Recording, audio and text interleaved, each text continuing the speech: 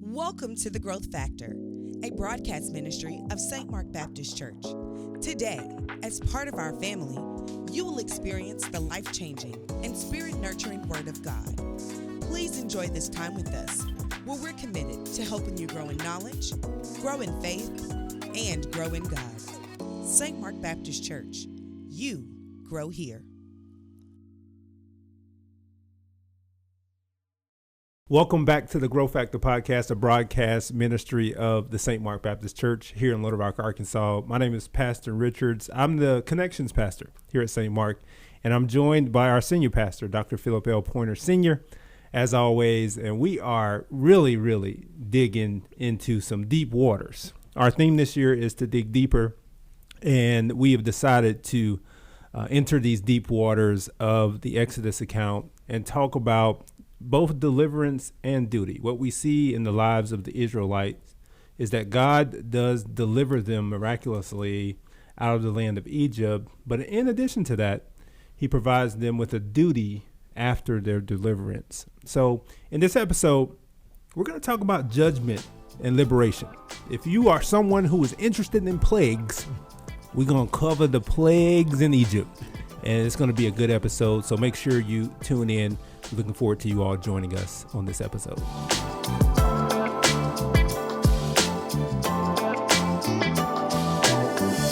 Well, Pastor Pointer, judgment and liberation. Yeah. The last time we left Brother Mo, he was mad at God for sending him and for his people's increased oppression. He ends chapter number 5 by saying, ever since I went in to Pharaoh to speak in your name, he has caused trouble for this people, and you haven't rescued your people at all. Yeah. And then what we see to enter chapter number 6, this is Pastor John paraphrase, verse number 1, God says, I can show you better than I can tell you. Yeah, I love it. Like, you don't think that I have, but I can show you better than I can tell you. And then he's going to lay out exactly what that is. Mm-hmm. And then he goes on to run his own resume. Yeah. In verses 2 through 4 by saying, hey, I showed up for the patriarchs. Mm-hmm. I appeared to the patriarchs, the people who went before you. Yeah. I've been faithful to them. And he says, I've heard my people's groanings in verse number 5.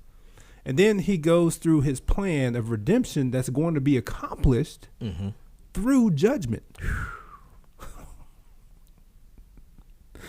So his redemptive plan is ultimately going to be accomplished. Whew, that's a gospel moment right there. That is the gospel. That is the gospel. God's redemptive plan has always been that it's going to be accomplished through judgment of the sin that entered the world in Genesis. Yeah. And we see that here in the book of Exodus. And here's the crazy part. Moses goes and tells the people, I want to read this verse because I think it's important. Verse number 9. Yeah, 9. Yeah. He goes to tell the people. It says, Moses told this to the Israelites, but they did not listen to him because of their broken spirit and hard labor. We talked about this in our last session, but how that bricks without straw had them in a place of hopelessness. Yep. That even though Moses came and told them what God was going to do through this judgment, they were already too broken to receive it. Yeah, and that's such a salient point for so many of us who feel that sense of despair and brokenness, that sometimes we hear good news, we hear what God is going to do, we are reminded of God's promises, but circumstances have just beat us down so much that it's hard to believe, or at a certain season or moment in life, it feels like I just don't believe that anymore, or I used to believe it, or Lord, I want to believe it, but nothing in my life tells me or shows me that it is. And I want you to graduate to this wonderful dimension of faith that requires no evidence and just believes everything God said every time God says it, the first time God says it. But the reality is, a part of our human process is wrestling with doubts that come from our difficulties that result in despair. But here's what I love about God. Verse 9 says, the people did not listen to him but it doesn't stop God from delivering them anyway. Mm-hmm. Even with their despair that creates doubt, God's plan of deliverance is still going to go forward in spite of their unbelief and their skepticism. This, from my perspective, reasonable skepticism. Or if it's not reasonable, then certainly it's understandable from a human perspective. So that my people is still resonating. Yeah, that chapter 5, verse 1, these are my people. These are my people, my possession, that even despite their doubt, even despite their broken spirit, that I am still a God who is saying that you are my possession. Yeah. And I'm still going to rescue you. Absolutely. Still going to rescue you. Yeah. So God then sends Moses to Pharaoh again, and then Moses again brings up his speaking issues.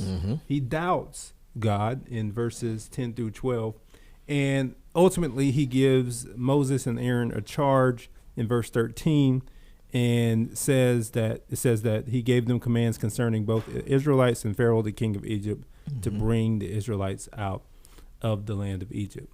And then we get this genealogy that shows up prior to what we're going to talk about with the plagues, but God lays out the genealogy of Moses and Aaron, and it kind of gives a historical account of where they come from so that he can prepare them for where they're going. Absolutely. Yeah. Absolutely. And you know, there's so much. We could do a season on genealogies and their significance in Scripture, and sometimes they're boring to read. This is thankfully a shorter one, so it's not one of the long extended ones. But genealogies don't just connect people; they connect people to promises. Yeah. They also speak to identity. We don't have time for this, Pastor John. But just if I had time, what I would tell them is Moses and Aaron are descendants of Levi, who's the third son of Jacob, otherwise known as Israel. And their Levi's mother is Leah, who was the rejected sister. Jacob married two sisters. He's tricked into marrying Leah. He doesn't like her. He doesn't want her. But that doesn't stop him from having children by her. And she named the first one Reuben, which means seeing. She wants to be seen. The second one, Simeon. She said, well, I may not be that cute, but at least he can listen to me. I done been giving him 2 kids, and my sister Rachel, who's the cute one, ain't gave him no cheering yet. Then the third one is Levi, which means joined. Levi, that term, that name joined, she says in the book of Genesis, my husband is now joined to me, like he can't go nowhere now. I got him.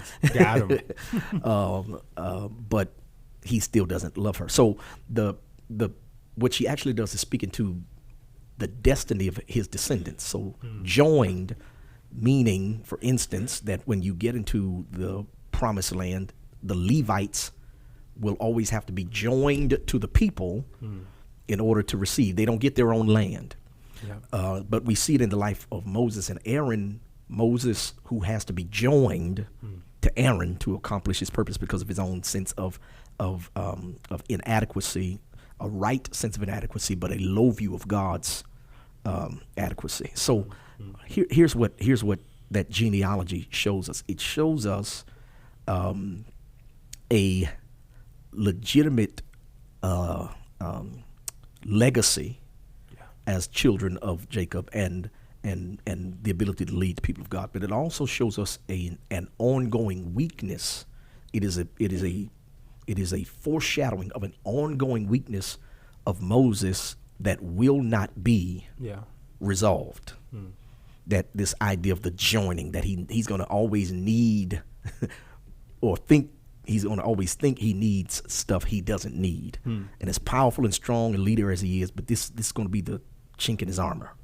That, so to speak. And so that genealogy tells us several things about Moses. And that's why that's helpful, because immediately after we get that genealogy, look at what happens in the text. In verse number 28, on the day the Lord spoke to Moses in the land of Egypt, he said to him, I'm the Lord, tell Pharaoh, king of Egypt, everything I'm telling you.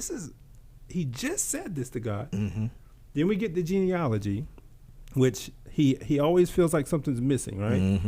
And then it says, but Moses replied in the Lord's presence, since I am such a poor speaker, how will Pharaoh listen to me? This is at least the third time he's told God this. He said it in chapter 4. Yep. He said it twice here in chapter 6. And then we see God being gracious enough to answer him like, okay, I get it. Yeah. I've already told you that I'm going to provide the words in your mouth and then give you someone to go with you in Aaron to help you in this process. Yeah. In verse number 1, it says, see, I've made you like God to Pharaoh. Yeah. And Aaron, your brother, will be your prophet. Verse 2, you must say, and this is the shift verse we talk about. This is the verse that really shifts the narrative here. You must say whatever I command you. Then Aaron, your brother, must declare it to Pharaoh so that he will let the Israelites go from his land. And he's going to go through, and we're going to talk about these plagues here.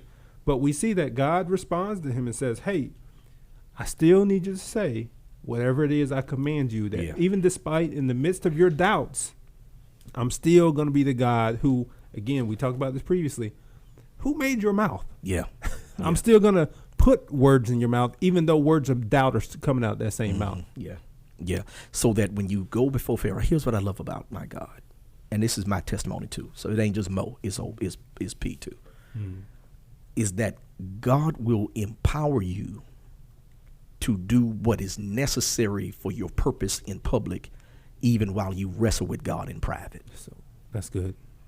You know, I can't even begin to tell you the wrestling God and I do, maybe probably every week, you know, about some private issue or one or another, just my own disappointment, my own despair, or some doubt, or some wrestle, something happens that God and I have to tussle with.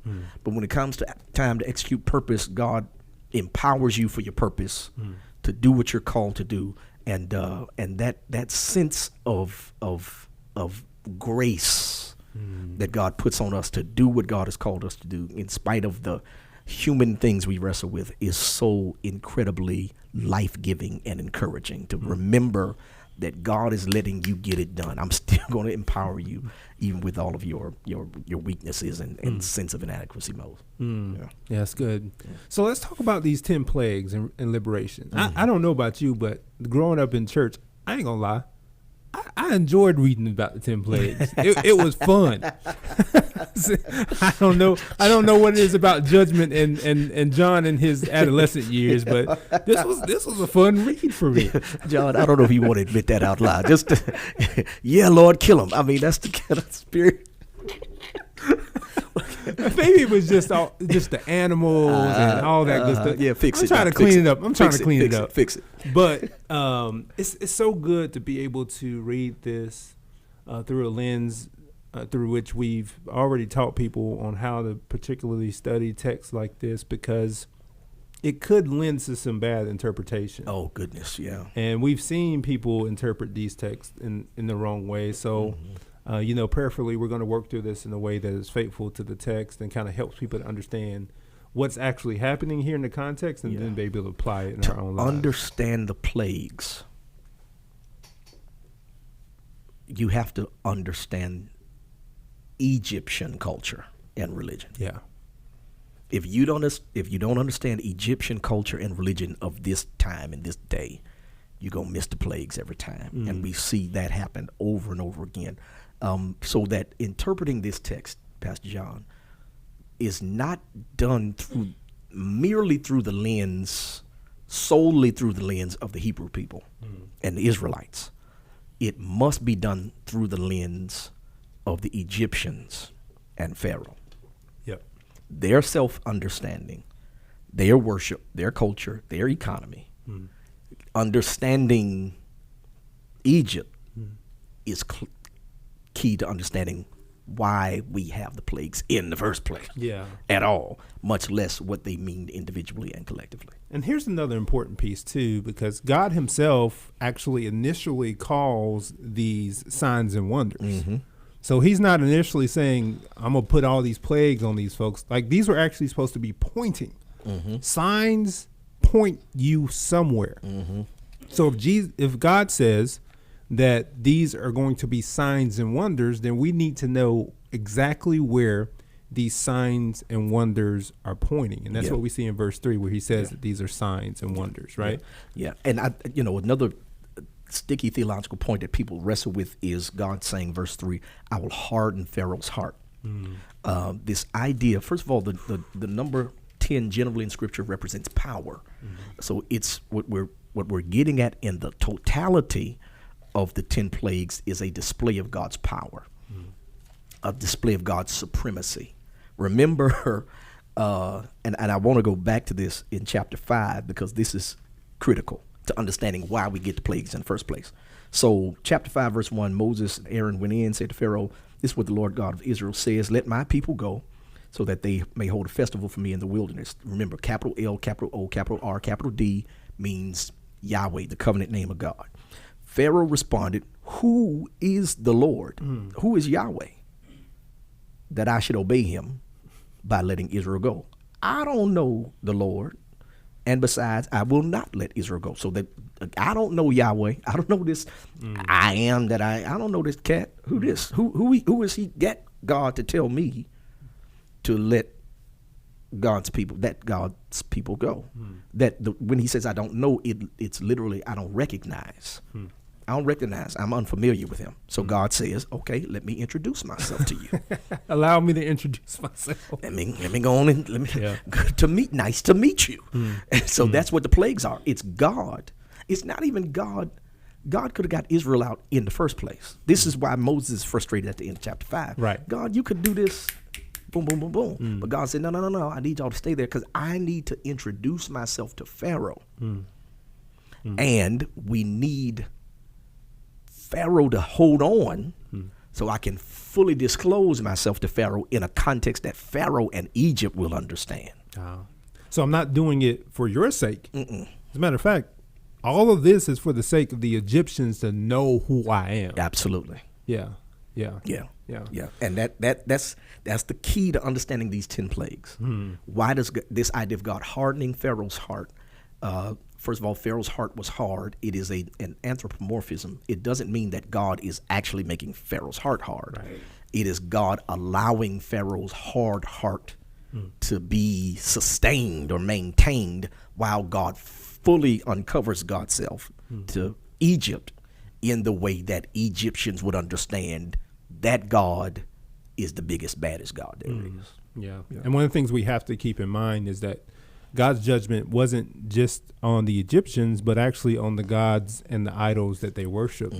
We're going to talk about the Passover here in just a moment, but not just a moment, but in several episodes down the road. But in verse number 12 in Exodus 12, it says, I will pass through the land, and so he's discussing the Passover of the Egypt, on that night and strike every firstborn male in the land of Egypt, both people and animals. Listen to this. I am the Lord. I will execute judgments against all the gods of Egypt. So what God is doing here in this text and what we're going to see through the plagues is that he's specifically addressing the gods that Pharaoh knows so that he can introduce Pharaoh to the God that he doesn't know. Yes, Lord. So that's what we're going to see in this text. Who is this God? I'm getting ready to show you. I'm getting ready to line up your gods, and then I'm going to show you I'm God over you, those you think are gods. That's what's happening. So here's the thing that really strikes me about this text, especially when you really study it, is that these plagues are actually bookended by miracles. So that although it starts in a miraculous way, that there's a natural progression that occurs throughout the rest of the plagues that is just a natural consequence of that initial miracle. Yeah, right? that progression of consequences, that's the judgment often works that way. That God, why did you let this happen? Well, some things are the consequence of our lack of responsiveness or obedience to God. And that's what happens in these plagues. And they are tragic and they are awful. But these are things that have, many of them, we're going to see in from 2 to 9, natural explanations. Yeah, that's what we're going to see. So let's start looking at these plagues with the first plague in chapter number 7. And that plague is the water being turned into blood. Listen to verse number 14. Then the Lord said to Moses, Pharaoh's heart is hard. He refuses to let the people go. Go to Pharaoh in the morning. When you see him walking out to the water, stand ready to meet him by the bank of the Nile, taking your hand the staff that turned into a snake. Tell him, the Lord, the God of Hebrews, has sent me to tell you, let my people go, so they may worship me in the wilderness. But so far you have not listened. So let's go down a little bit further to verse number 19. So the Lord said to Moses, tell Aaron, take your staff and stretch out your hand over the waters of Egypt, over the rivers, canals, ponds, and all the water reservoirs, and they will become blood, and there will be blood throughout the land of Egypt, even in the wooden and stone containers. Moses and Aaron did just as the Lord had commanded in the sight of Pharaoh and his officials. He raised the staff and struck the water on the Nile, and all the water in the Nile turned to blood. The fish in the Nile died, and the river smelled so bad the Egyptians could not drink the water from it. There was blood throughout the land of Egypt. And then what we see is the Egyptian magicians actually go on and try to replicate that same miracle. They said that they did the same thing by their occult practices. And Pharaoh's heart was hard, and he would not listen to them, as the Lord has said. So here's what we have. That these 10 plagues actually begin and end with what are called, like I said, bookended by supernatural miracles. This first miracle, we would say, is supernatural. Now, there are some scholars who say, well, the Nile is red. It has clay at the bottom.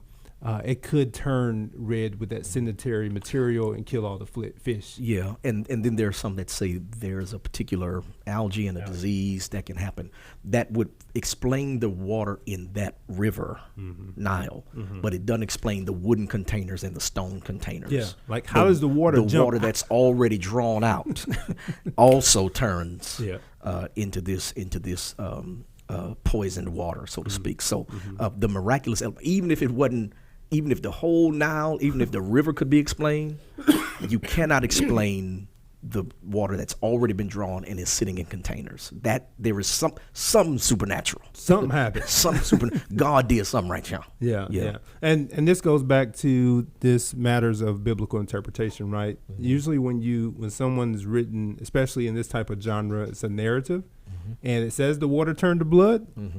The water turned to blood. Yeah. This is not symbolic. It's not allegorical. We are to believe that the water turned, not the color of blood, but turned to blood. So this supernatural event becomes the natural consequence of these next 8 plagues. But here's the important part about the Nile River, because the Nile River was actually Egypt's greatest economic resource. When you think about contemporarily, if you think about Silicon Valley and what they produce from Silicon Valley, that becomes one of our greatest economic resources. All ancient cultures and many of the modern cultures that have extreme economic vitality, it's because they're connected to water. So Egypt, and then you're going to have Babylon located between the Nile and Euphrates, not the Nile, the Tigris and Euphrates rivers that create the Fertile Crescent. Then you're going to have the great rivers of Europe that boom populations, places where you can transport goods and people easily. Rivers are, and bodies of water in general, are extremely important to many economies. Our the big result of pandemic was that the coasts were lined with ships with goods because ships still carry a whole lot of product. That's why it took 10 days for your Amazon package to come instead of 1, because when it came from China, it was sitting on the harbor for a long time, that kind of stuff. So bodies of water are important economically, and Egypt, I told you in an earlier episode, is known as Kemet, Kemet, dark land, because the richness of the soil in the center of that nation was the Nile made them prosperous. It made the soil rich. It allowed for trade with other nations, and it gave them wealth. It gave them power. It gave them significance. And to this day, the Nile is an important part of Egypt. Yeah, we see that all over. I mean, Little Rock, Arkansas River, Memphis, Mississippi River. Yeah. Like wherever you're going to see cities that are built to prosper, you certainly are going to see some body of water that's nearby. Now, what happens when you disrupt that economic resource? And that's what we see here in this text. The whole economic system shut down because the water has now turned to blood. And here's what happens when you disrupt the economy. You need to expect some retribution. Somebody gonna say or do something when you're disruptive to the economy. And that's what we see here in this text with the Egyptians. It's funny that the magicians try to replicate the economic wipeout that happens for this plague. It's like you almost say, well, shouldn't y'all try to fix it? Yeah.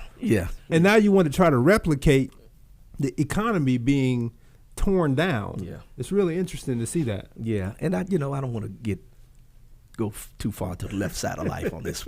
But you see that in many ways that people almost root against, depending on who's in office, root against a robust economy, or root against people making money and being able to feed their families and take a vacation. You know what I mean?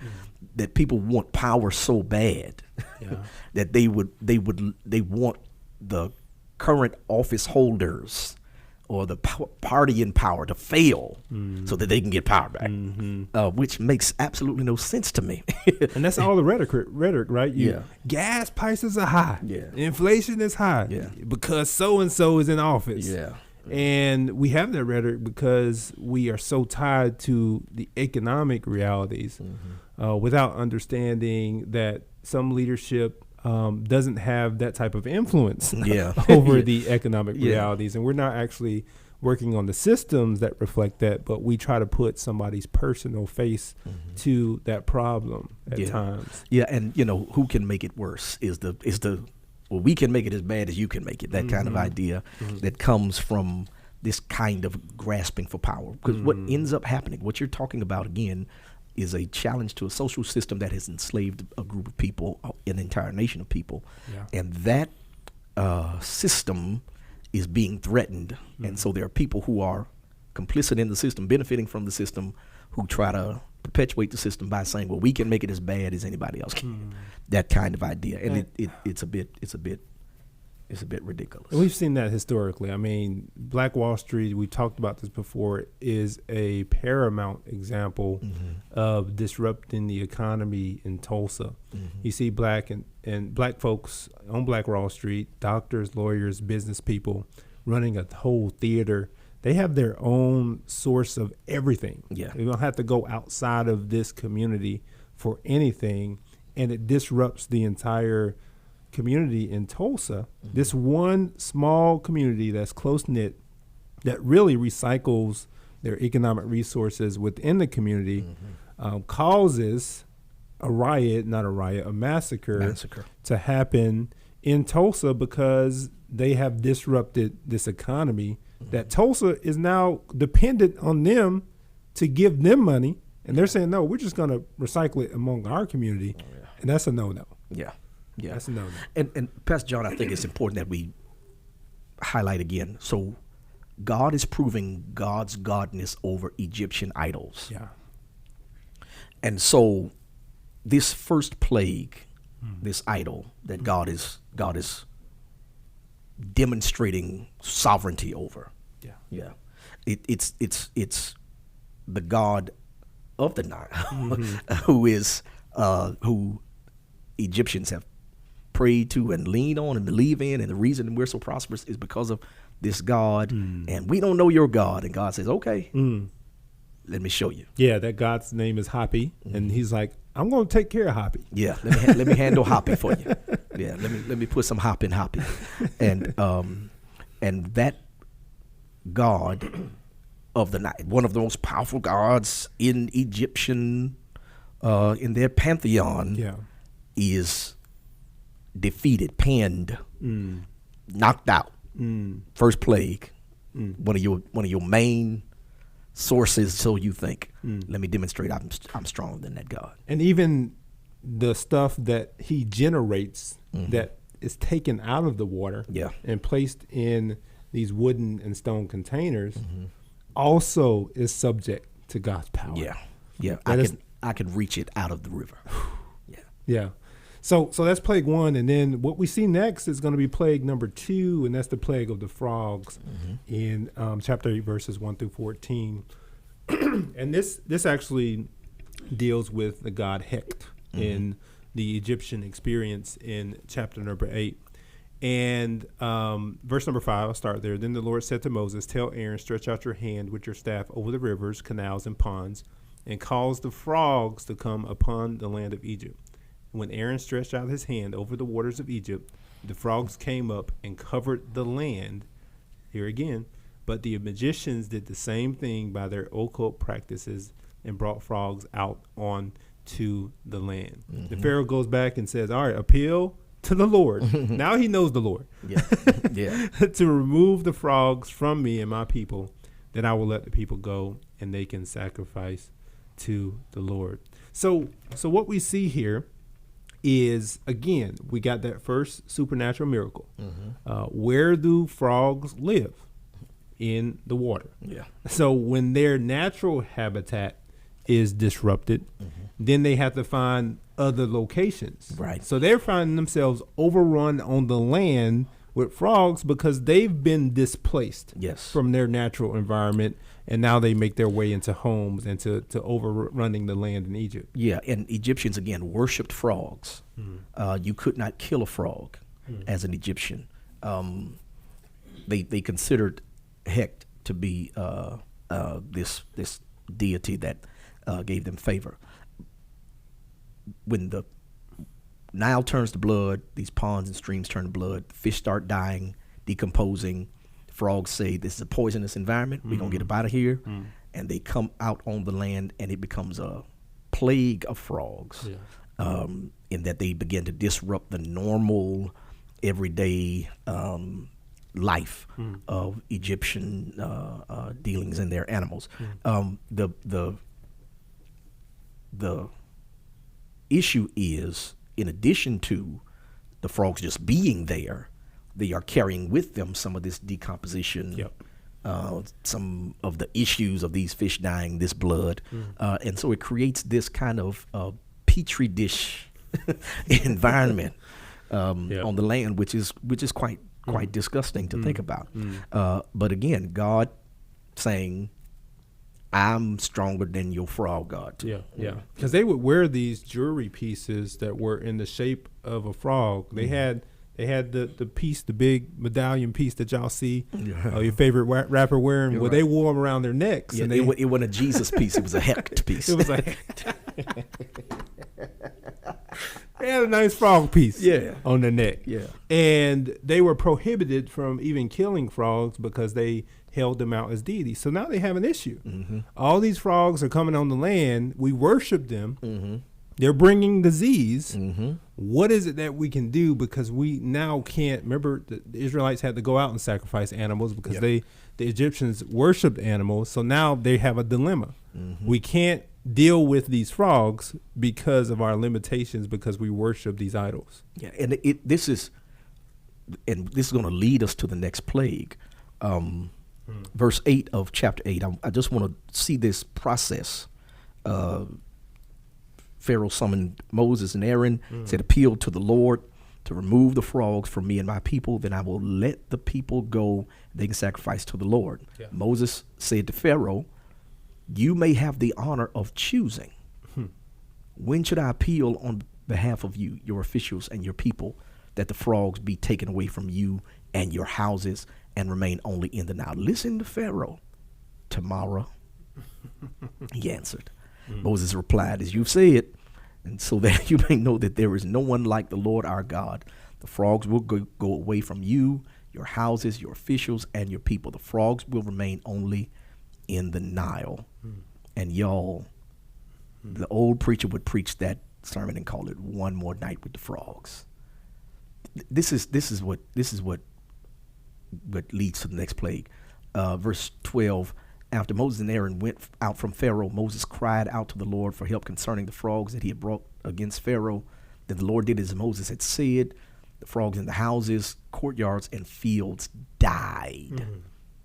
They piled them in countless heaps, and there was a terrible odor in the land. But when Pharaoh saw that there was relief, he hardened his heart and would not listen to them, as the Lord had said.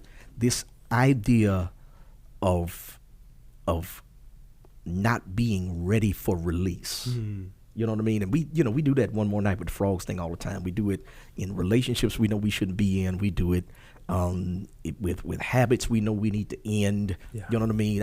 My One More Night with the Frogs frequently is this. All right, I'm gonna get Popeyes one more day, and then my diet starts to.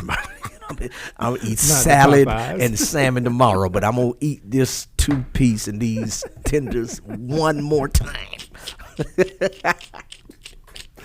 But it's one of those things that when opportunity for freedom comes, we can't linger, we can't be lazy with it. We have to be aggressive toward it. Now the thing about this is, Pastor John, this daytime death of the frogs, as opposed to a nighttime. Had he said right now, right away, tonight, frogs die at night, you perhaps push them in the river or burn their bodies, whatever you're going to do. But when they die in the day, the heat of the sun begins to decompose those bodies, and now we get plague 3.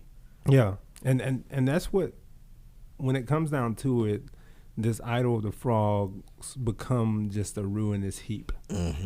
That something that they worshiped before is just this ruinous, bacteria-filled, decomposing heap before a sovereign God. And then we see the next plague in verses 16 through 19 that shows up as a result of what you're saying. Yeah. It's been out in the daytime, been out in the heat.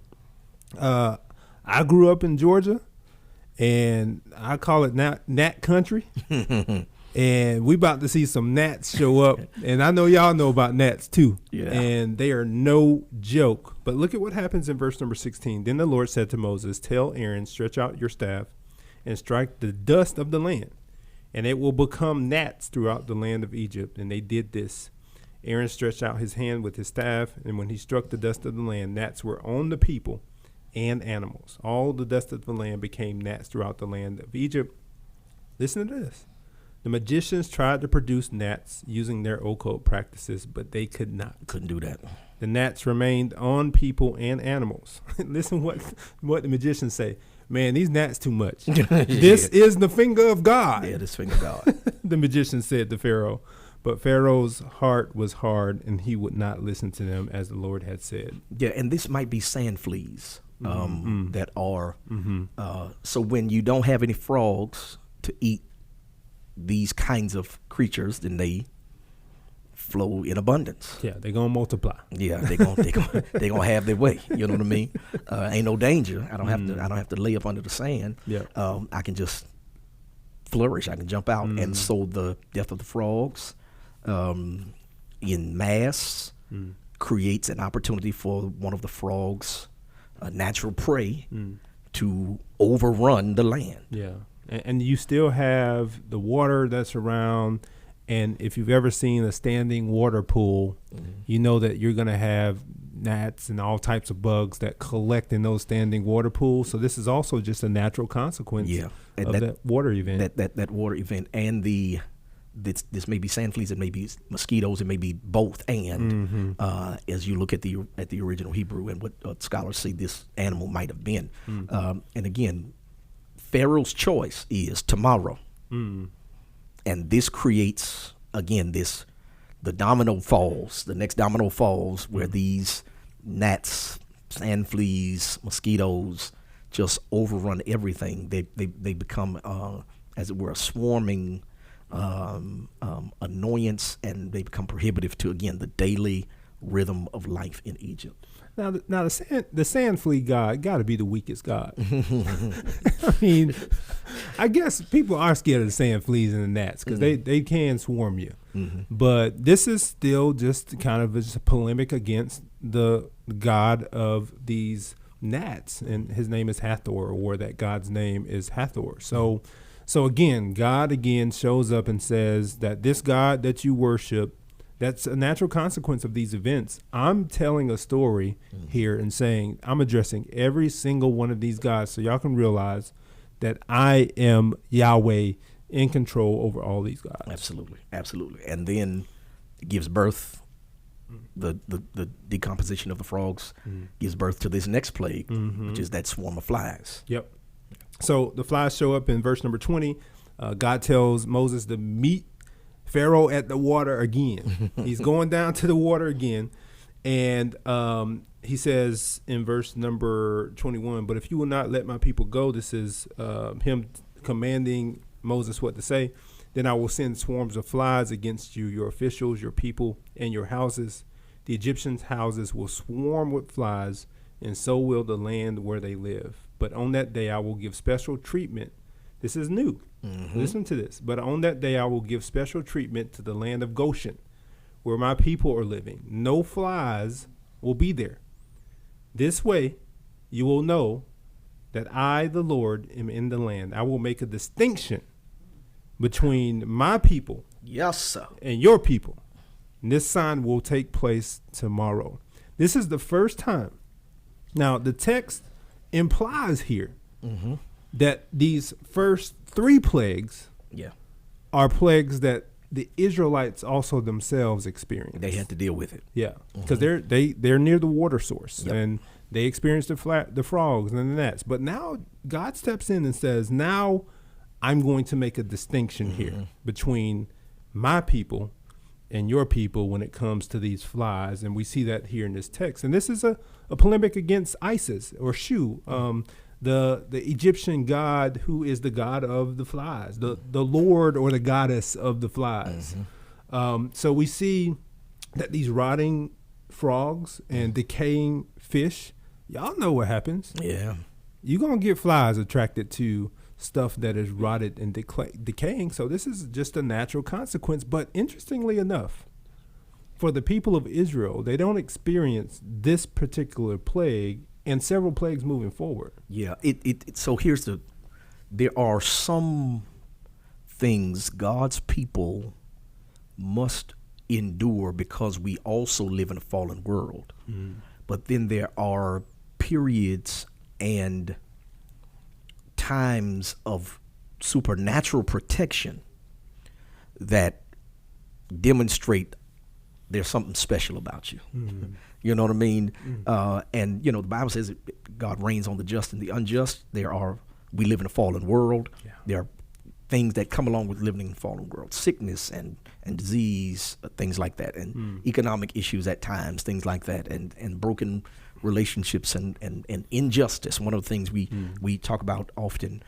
But then there are things that God will do or not allow to happen to demonstrate sovereign protection, for you to be reminded that your God will keep you.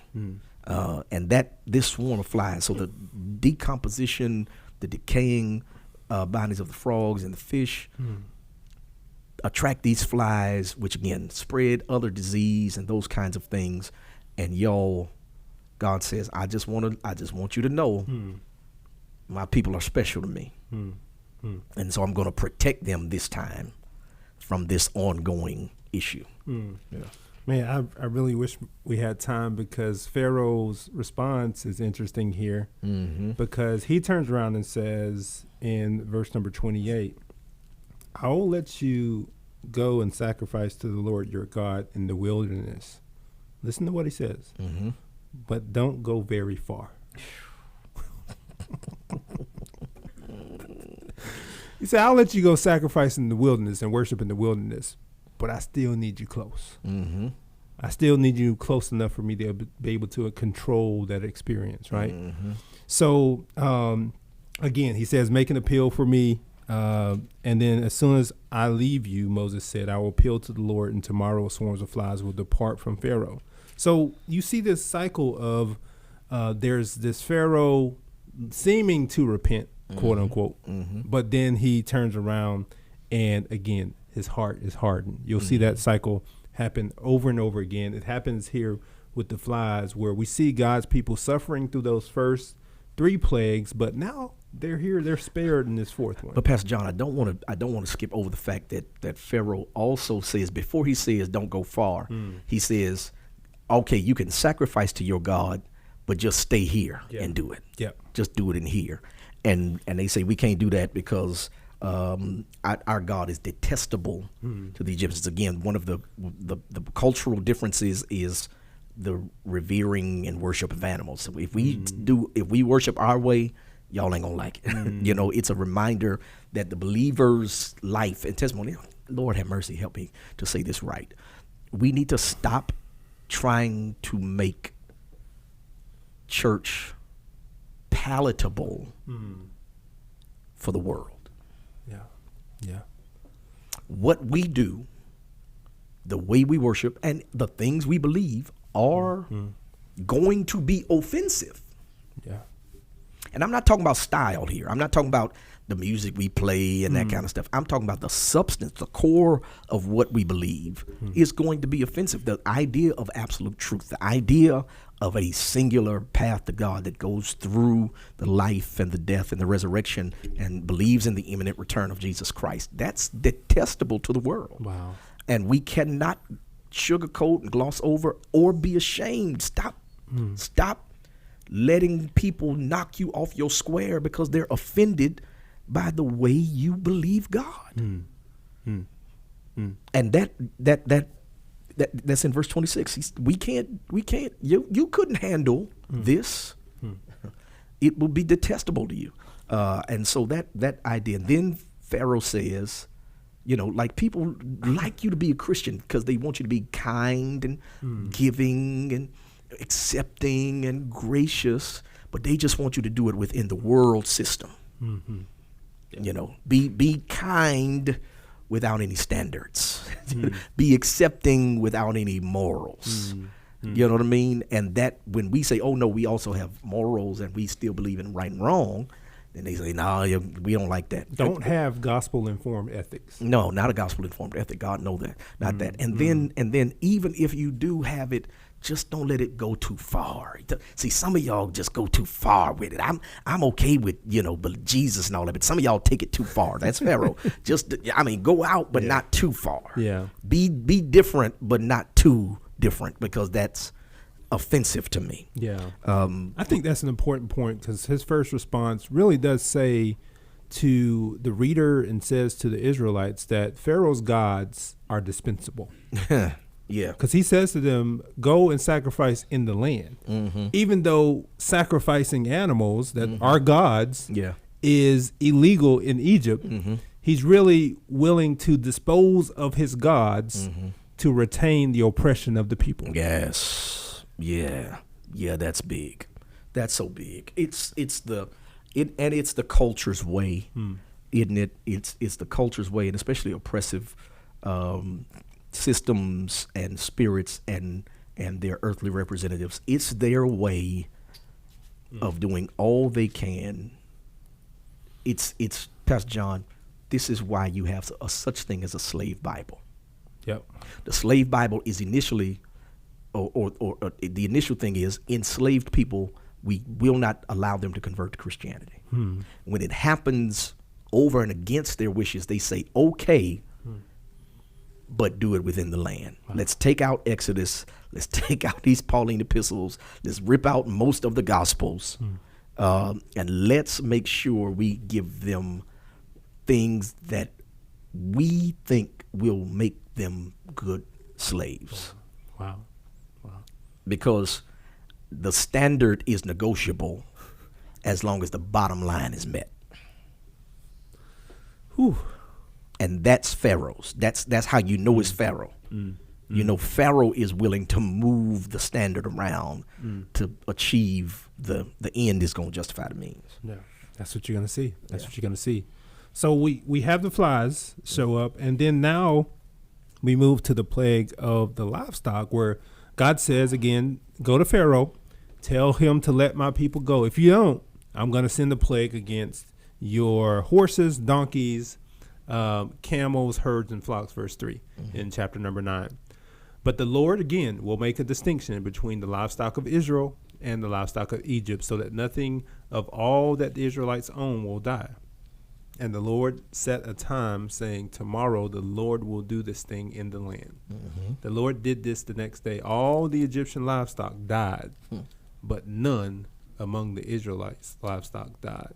Pharaoh sent messengers who saw that not a single one of Israelite livestock was dead, but Pharaoh's heart was hard, and he did not let the people go. Yeah. Again, this is the cow god in Egyptian cultures, Apis, and the bacteria, again, natural.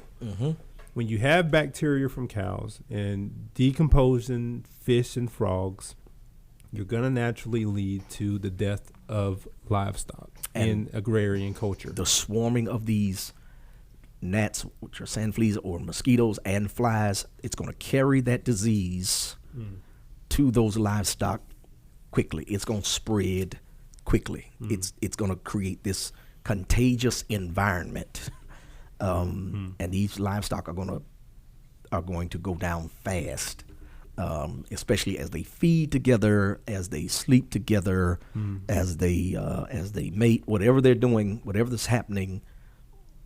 The plagues before create this particular plague now. Yeah, and to demonstrate that this god Apis that y'all are so. You won't sacrifice your cows, so I'll take them from you. Yeah. So that's what we have, the livestock. And now in verses 8 through 12, I like this passage because God's like, I need you to go and take some soot and just throw it up in the air. Throw some soot in the air, and that's going to cause boils to come. Now, I'm not sure if that's a symbolic act that demonstrates that this next natural progression is going to happen, but this is what he commands them to do in chapter 9, verses 8 and 9. So it says that they took the furnace soot, stood before Pharaoh. Moses threw it toward heaven, and it became festering boils on the people and the animals. The magicians could not stand before Moses because of the boils, for the boils were on the magicians as well as on all the Egyptians. But the Lord hardened Pharaoh's heart again, and he did not listen to them as the Lord had told Moses. Again, this is another Egyptian god, Sekhmet, and this caused by the bites from the flies that had contact. When these flies have contact with decomposing frogs and they come bite you, you probably going to get some boils. You're going to get some on you. You're going to get some of that on you. You're going to get some of that on you. Pastor John, we've been talking about economic realities, and here's what ends up happening. Sick pockets lead to sick bodies. When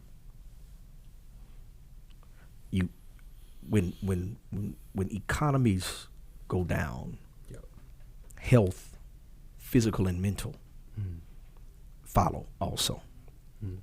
What we don't often talk about is the residuals of negative economic realities. And when people Egyptians had never experienced this. This generation of them had not experienced this. They didn't know what it was like to have the fish you catch out of the Nile die on you. The Nile itself to become undrinkable and unpassable. They didn't know what it was like to have their livestock wiped out. And so then the result is it begins to show up in their manifesting their physical bodies, including the spread of this contagious disease that creates boils on them, a pox, if you will. You know. Yeah. So those boils show up and ravish this community, ravish it both economically and in other ways. And then we have this seventh plague that appears in Exodus chapter 9, verses 13 through 35. I'm going to start in 22 and just read a little bit. It says, Then the Lord said to Moses, Stretch out your hand toward heaven, and let there be hail throughout the land of Egypt on people and animals and every plant of the field in the land of Egypt.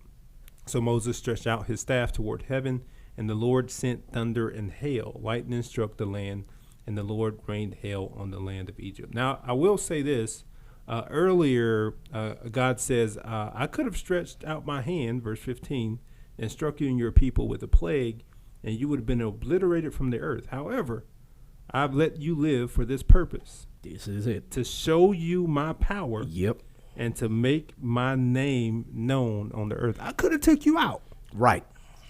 But I let you live just so I can show you who I was. You asked who I was. Right. Now I'm going to continue to show you. You say you don't recognize me. Okay. I'm going to make sure you know who I am. Then the other thing is, this is the most powerful nation on the earth at this time. It is the number one nation. It's the leading nation, as it were. Some would perhaps call it the most powerful country on the earth. I don't know if we've heard that kind of terminology before. That someone would say that the person who is the Pharaoh would be perhaps like a president of a Western nation that would be called the most powerful man on the earth, that kind of thing. And God is saying, if I can upset you, I can demonstrate to the rest of the known world what my power is. Because you look indestructible and undefeatable, but nothing can stop God's judgment when it's coming. And I'm not going to, I could have wiped you out, but I'm going to preserve you so that this struggle and my power will testify to the truth of who I am and my sovereignty. And this hail is another example of that God's name, John. Yep. So it's a polemic against that God of Gib. And again, what we're seeing here is God continuing to send these signs and wonders. And what we see in chapter 9, we see again that Pharaoh hardens his heart, and God now turns to another plague of locust, which is against the god Seraphis of the Egyptian climate and culture. And what we see here is that Moses and Aaron go up to Pharaoh again, and Moses were brought back to him, verse number 8, go worship chapter 10. Chapter number 10. Yeah. So Moses and Aaron were brought back to Pharaoh, go worship the Lord your God. Pharaoh asked them, but who will be going? Wait, everybody going? All of y'all? Wait. Okay, wait. Moses replies very boldly, we will go with our young and with our old. We will go with our sons and daughters, with our flocks, with our herds, because we must hold the Lord's festival. He said to them, the Lord will have to be with you if I will ever let you and your families go. Look out, you're heading for trouble. No, just go with your able-bodied men. Worship the Lord since that's what you want. And they were driven from Pharaoh's presence. And then the Lord tells Moses to stretch out his hand, and he brings this plague of locusts. But look at where the locusts come from in verse number 13. So Moses stretched out his staff over the land of Egypt, and the Lord sent a east wind over the land all that day and through the night. That won't be the last time we see this. It sure won't. This won't be. Underline that in your Bible. If you got a physical Bible, or even in your, underline it, highlight it. That east wind is important. That blew all night. That's big. We're gonna see it again. By the morning, the east wind had brought in the locusts. So God uses this natural phenomenon of an east wind to bring in this swarm of locusts into Egypt so that he could judge this god of locusts. Yeah, and let's so that we don't miss the significance of the progression here. The hail and thunder and lightning have destroyed the crops. Yep. So what you see in chapter 9 is the destruction of the crops in Egypt, and again, Goshen, where the Israelites are, is spared. Yeah. So you have, as it were, these places where these locusts would be housed or able to feed in reasonable amounts and numbers. You most people who garden know you lose something to the wildlife. But when all of the crops are destroyed, those locusts have no choice but to come up and to look around for something to eat. Again, this is a natural consequence of this ongoing. The hail itself is a part of the environment being upsetted. So the Nile and then these animals decomposing. Now you have an environment. The air is off, as it were. I don't want to use that term that they use today because somebody doesn't believe in it. But when perhaps things warm and cool as in ways they are not supposed to, you get violent storms like that hail. So as it were, maybe if the globe were to be warming, something like that, these storms become more frequent and more severe. And that's what Egypt is experiencing, again, as a aspect of a natural consequence of their own hardness of heart, and the locusts are right up on the heels of it. Plants are gone because the hail has destroyed them. Lightning has destroyed those crops and trees and stuff like that, and the locusts just run wild. So up until this point, we've seen the utter destruction of the Egyptian economy. But some of the Egyptians would say, oh, those are just little gods. We don't need y'all to mess with our main two. Yeah. So God saves the main two for last. Right. So up until that point, he destroyed their economy. Now he's going to turn and say, I want to destroy the Egyptian soul. And I want to be able to destroy their main two gods with these last two plagues. One being a natural consequence, again, of what we see with these locusts. The next plague is going to be darkness. And one of their main gods is the god Ra. He's seen as the god of light, the god who brings light to the Egyptian people. So God says, hey, you think you have the god of light. Let me show y'all what I think about Ra and that god of light in that ninth plague, beginning in verse number 21. And he said to Moses, stretch out your hand toward heaven, and there will be darkness over the land of Egypt, a darkness that can be felt. Not just a regular darkness, not the Rick James darkness, but a darkness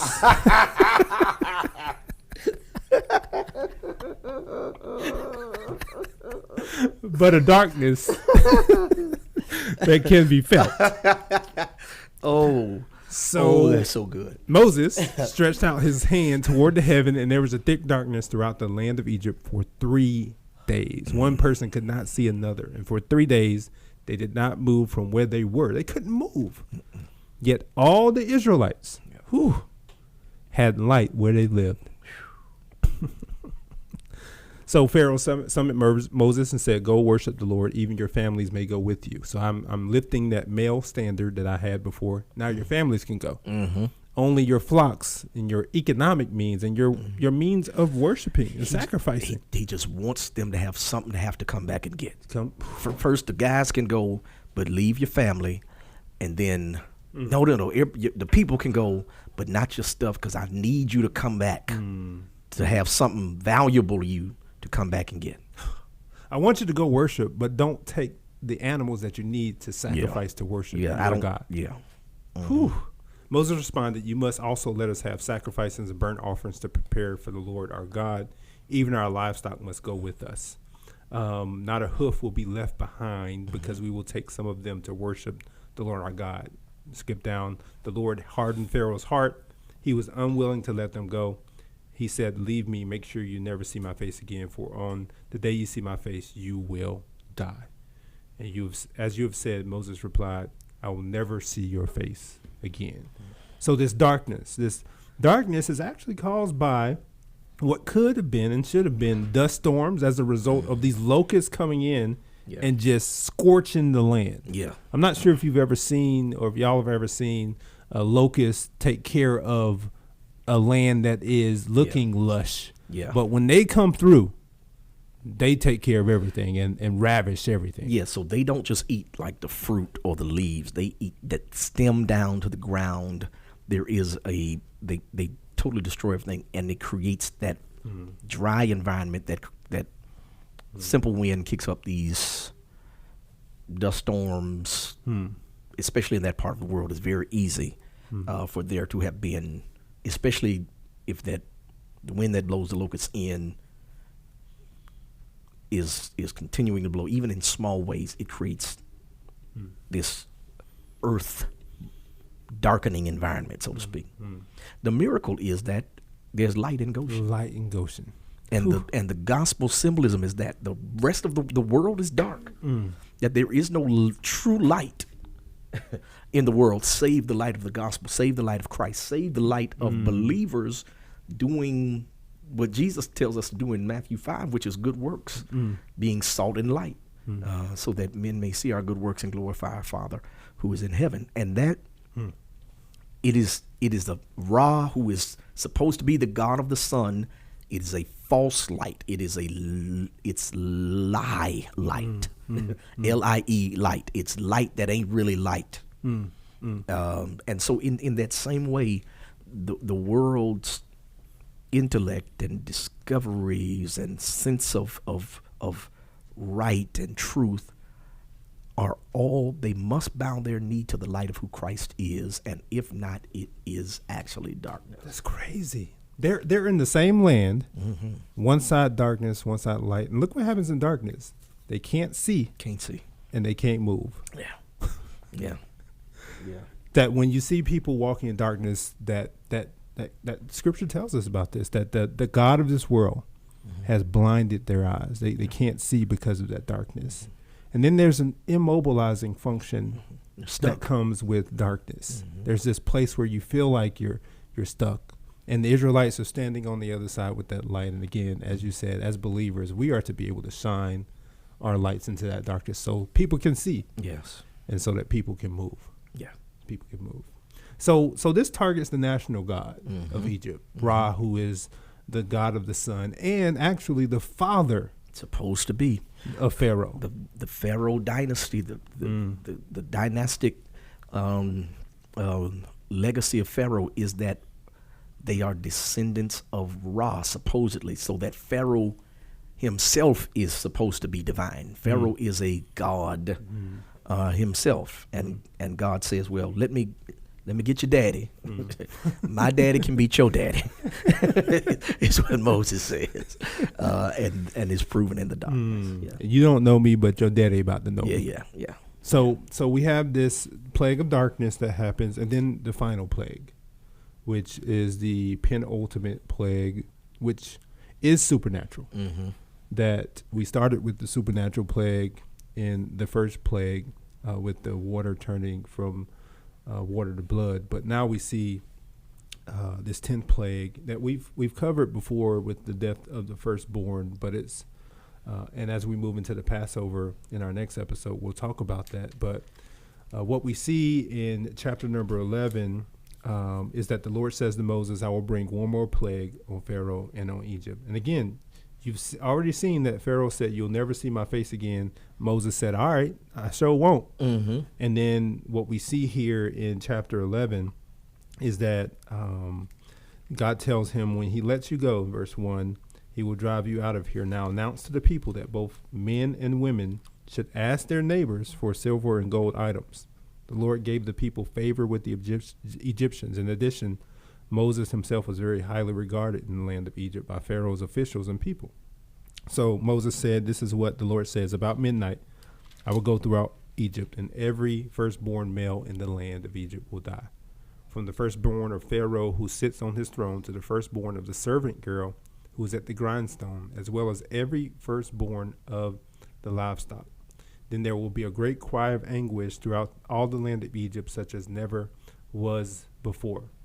Then he says, but against all of Israelites, whether people or animals, not even a dog will snarl, so that you may know that the Lord makes a distinction between Egypt and Israel. And the Lord, verse number 9, the Lord said to Moses, Pharaoh will not listen to you, so that you may so that my wonders may be multiplied in the land of Egypt. Moses and Aaron did all these wonders before Pharaoh, but the Lord hardened Pharaoh's heart, and he would not let the Israelites go. So Pharaoh's son, as we learned here, is going to also be slaughtered in this process, which does two things. It threatens, one, his divinity, because he has no progeny to continue his divine nature. So when Pharaoh dies, his divine seed, quote unquote, dies. Yes. So this is what happens in this final plague with the death of the firstborn. It takes Pharaoh and says, I'm going to take out your entire lineage with this one plague and demonstrate to you that I am the God of all creation and all the universe. Yeah. John, here is, this is the inside out, upside down grace of these plagues. 2, 3, 4, 5, all the way through 9. These are natural consequences demonstrating God's power over economic and idolatrous concepts of Egypt, and therefore the world in all its iterations. But 1 and 9, Pharaoh did not grasp the privilege, 1 and 10 rather, of the first plague and the last plague, both pointing to the Son of God. Christ, who is living water, on the cross, the flowing river of living water becomes a fountain of blood. Yes, sir. Yes, sir. On the cross, the firstborn is slaughtered in our stead. And we'll see Christ again in the Passover lamb as a substitute, but in the plague, he is the son who dies. Can I just say the blood flows to all the vessels Yeah. in the land? Yeah. Even the wooden and stone vessels. The bookends of these plagues point to the cross of Jesus Christ, so that even as we celebrate liberation and grace, we are to be mindful of the judgment due to us. The judgment endured by Pharaoh in Egypt in natural ways was due to us spiritually and naturally, and yet the plagues hit Jesus instead of us. And that river of blood is still flowing. And the death of the firstborn means that the second and third and fourthborns don't have to die. And in the same way, Christ, for us, takes the death so that he is the firstborn of them who will be resurrected from the dead, so that the rest of us who are born by the water and by the Spirit, those of us who will be born again by our faith in Jesus Christ, come to that place of life, or enjoy the privilege of life, because he's already died. And Paul is explicit in Romans that when he died, we died in him. And when he was raised, we are raised with him. Pastor John, this thing excites me because our foreparents would say, I've died one time. I ain't going to die no more. And even reading these plagues and seeing the judgment of God, even if I have to deal with some consequential issues in 2 through 9, I don't have to deal with the supernatural issues of 1 and 10, because Jesus has taken that from me. Yes, sir. Well, thank you for joining us on this episode of the Growth Factor podcast. We do hope that you never look at the 10 plagues the same again, as we have looked at what it means to see judgment and liberation in that passage and in that text. And ultimately, God uses both supernatural and natural means to lead to his people's liberation. So we're grateful for you all joining us. Do me a favor, go over to Facebook, join our growing community over there, the Growth Factor, being shepherded by our very own online campus pastor, Pastor Crystal. We'd love for you all to join that community. Also, make sure you follow our podcast on all major streaming platforms, and also make sure you leave us a rating or a review. We'd love for you to be able to do that, but ultimately we want you to share this podcast with others who we think would be helped by understand what it means to dive into these deep waters in the book of Exodus. This has been The Growth Factor, a broadcast ministry of St. Mark Baptist Church. Be sure to follow this podcast on your favorite podcast platform and join our Facebook group, The Growth Factor, for daily motivational content. Let's keep the conversation going. Thank you for listening.